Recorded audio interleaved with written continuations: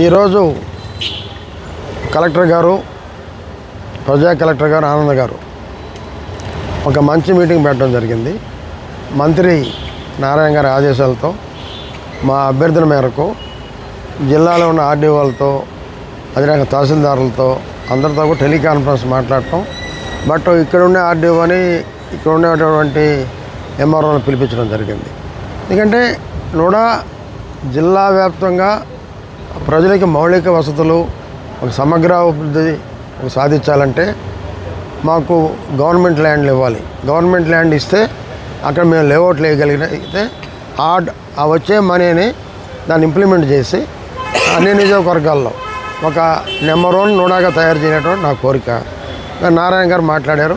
పాపం గౌరవ కలెక్టర్, ప్రజా కలెక్టర్ అన్నారు ఆయన. నిజంగా ఆయన అయితే పాపం ఒక 20 రోజుల ముందే అందరూ ఆర్డీఓలకు కానివ్వండి, తహసీల్దార్ కానీ ముందే చెప్పడం జరిగింది. ఆయన అన్నాడు, ఇప్పుడు చూసారా మీరు, ఇప్పటికే కూడా ఇంకా చూడలేదా, అయితే 1 వీక్లో నాకు రోడ్డు పక్కన లేఅవుట్లు పోయేటటువంటి స్థలాలు చూడండి, అది 5 ఎకరాలైనా 10 ఎకరాలైనా 100 ఎకరాలైనా ఎంతైనా చూడండి అన్నాడు. మేము అదే చెప్పాను. అదే రకంగా మేము 3 సర్వేయర్లు అడిగాం. ఎందుకంటే కొన్ని లేఅవుట్లలో మా గవర్నమెంట్ స్థలం ఉంది. ఇంతకుముందు నారాయణ గారు అంతా సర్వే చేయించి ఎన్ని అన్అప్రూవ్డ్ లేఅవుట్లు ఉన్నాయని చూస్తే 237 అని తేలింది. నాకు తెలిసి నా లెక్కలో 500 పైన ఉన్నాయి జిల్లాలో. వాటిలో సగం కావేరి టౌన్ రూరల్లోనే ఉన్నాయి. కావేరి టౌన్లో కొన్ని కొట్టడం జరిగింది. రూరల్లో కూడా అక్రమంగా వేసి గవర్నమెంట్ స్థలాలు ఆక్రమించుకున్న కావేరి రూరల్లో కానీ ఎక్కడైనా కానివ్వండి, గవర్నమెంట్ స్థలం అంగుళం ఉన్న ఆ లేఅవుట్ నుంచే ప్రశ్నే లేదు. పాత లేఅవుట్లు ఎలా చేయాలో ఆలోచిస్తున్నాం. అంతేగాని కొత్తగా పాత లేఅవుట్లో కూడా అంగుళం కూడా గవర్నమెంట్ స్థలం అంటే ఒప్పుకునేది లేదు. అది కొట్టేయటం, దాన్ని మేము ఆక్రమించుకోవడం జరుగుతుంది. అదే రకంగా గౌరవ కలెక్టర్ గారు చాలా స్పందించారు. ఈరోజు వారైతే అందరితో మాట్లాడి ఈరోజు నూడాను అభివృద్ధి చేయాలి, మనం జిల్లాని అభివృద్ధి చేయాలి.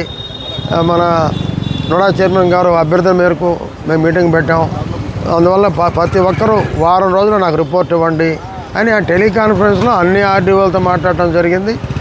అందరితో కూడా చెప్పడం జరిగింది. వాళ్ళు ఆయా తహసీల్దార్తో మాట్లాడతారు, ఎంపీడీఓలతో మాట్లాడతారు. అటువంటిది ఈరోజు ఇంత మంచి ఒక మీటింగ్ జరిపినందుకు గౌరవ కలెక్టర్ గారు వచ్చే వారికి ప్రత్యేక ధన్యవాదాలు. అదే రకంగా జేసీ కార్తీక్ గారికి, అదే రకంగా మా వీసీ గారికి ప్రత్యేక ధన్యవాదాలు తెలియజేస్తున్నాం. అదే రకంగా మా సెక్రటరీ గారు, మా సిపిఓ గారు అనేక అంశాలు కూడా కలెక్టర్ గారు దృష్టి తెచ్చారు. కలెక్టర్ గారు అన్నీ పరిశీలిస్తున్నారు. మేము 3 సర్వేలు అడిగాం, 3 సర్వేలు ఇస్తున్నారు. ఇంకోరిని కూడా అడిగాం, ఈఓపీ అడిగాం, అది కూడా ఇస్తున్నాడు. అవన్నీ కూడా ఆయన సానుకూలంగా స్పందించారు కలెక్టర్ గారు. నిజంగా నాకు ఒక నమ్మకం కుదిరింది. ఇప్పుడైతే నేను ఉడాలో అమౌంట్ అయితే తక్కువ ఉంది, నేను చైర్మన్ అయితే అంతమంది 32 కోట్లు ఉండింది. మరి ఆ అమౌంట్ నారాయణ గారు అండర్ గ్రౌండ్ డ్రైనేజ్ 15 కోట్లు, వాటర్కి 6 కోట్లు మొత్తం ఇవ్వడం జరిగింది. నిజంగా అది మా అదృష్టం. ఎందుకంటే నారాయణ గారు చేసేటటువంటి నెల్లూరులో ఒక మంచి కార్యక్రమం అది. అండర్ గ్రౌండ్ డ్రైనేజ్ కానివ్వండి, ఇంటింటికి వాటర్ పైప్ లైన్ కానివ్వండి, అటువంటి దాంట్లో నూడాను భాగస్వామ్యం చేయటం నిజంగా మా అదృష్టం. నారాయణ గారికి థ్యాంక్స్ చెప్తున్నాం. మిగతా మేము నూడా ఒక ఉద్దేశం ఏంటంటే లేఅవుట్లు వేసి, ఎంఏజీ లేఅవుట్లు వేసి డబ్బులు సంపాదించి ఆ డబ్బుతో జిల్లాలో అందరు ప్రజలకు మౌలిక వసతులు కల్పించడం, సమగ్రాభివృద్ధి చేయడమే మా ధ్యేయం. తప్పకుండా ఈరోజు మీటింగ్తో నాకు నమ్మకం వచ్చింది. నాకు ఎప్పుడు కూడా చిన్నతనం నుంచి పనిచేసే తత్వం నాది. ఆ పనిచేసే తత్వంలో నెల్లూరుని పోయినసారి నెంబర్ 1 స్థానంలో నిలుపుతానని చెప్పాను. పోయినసారి 10 నెలలు పనిచేసిన ఎన్టీఆర్ నెక్లెస్ రోడ్ లాంటి నెల్లూరులో చరిత్ర, ఎంతోమంది మంత్రులు ఉన్నారు. వాళ్ళకి మన గ్రామ దేవతకి కనీసం ఒక తెప్ప ఉత్సవానికి కట్టేటువంటి ఇది లేదు. ఆ అదృష్టం నారాయణ గారి సహకారంతో అదృష్టం నాకు లభించింది. ఎన్టీఆర్ నెక్లెస్ రోడ్ని ఆ రోజు కట్టడం జరిగింది. ఈరోజు బ్రహ్మాండంగా దాన్ని చేసాం. వైసీపీ పాలన వెనకబడిపోయింది. ఈ మధ్య సీతారెడ్డి గారు కొంత డెవలప్ చేశారు. అదే రకంగా సీతారెడ్డి గారితో మాట్లాడి, నారాయణ గారితో మాట్లాడి దాన్ని ఇంకా డెవలప్ చేయడం అని చెప్పి మేము జరుగుతున్నాం. అదే రకంగా నెల్లూరుకి దగ్గరలో వెంకటాచలం యువతల అటవీ భూమి 125 ఎకరాలు ఉంది. ఫారెస్ట్ వాళ్ళు నెల్లూరు వనం అనేది ఒకటి తయారు చేయబోతున్నారు. అది చాలా అభివృద్ధి చేస్తుంది. నెల్లూరు టౌన్ చాలా ఉపయోగం. ఎవరైనా దాంట్లో వనభోజనాలు చేయాలన్నా కూడా దాన్ని బ్రహ్మాండంగా ఒక బోట్ షికారు కూడా పెడతారు. మన చంద్రమోహన్ గారు పిలిస్తే మేము అక్కడికి వెళ్ళటం జరిగింది. నేను నూడా నుంచి 2 కోట్లు దాన్ని ప్రకటించాను. ఇంకా 2 కోట్లు కూడా ఇస్తాను. ఎందుకంటే ప్రజలకు ఉల్లాసం కలిగేటటువంటి హైదరాబాదులో ఎలా నెక్లెస్ ఉందో రోడ్డు అలా ఇది తయారు చేసాం.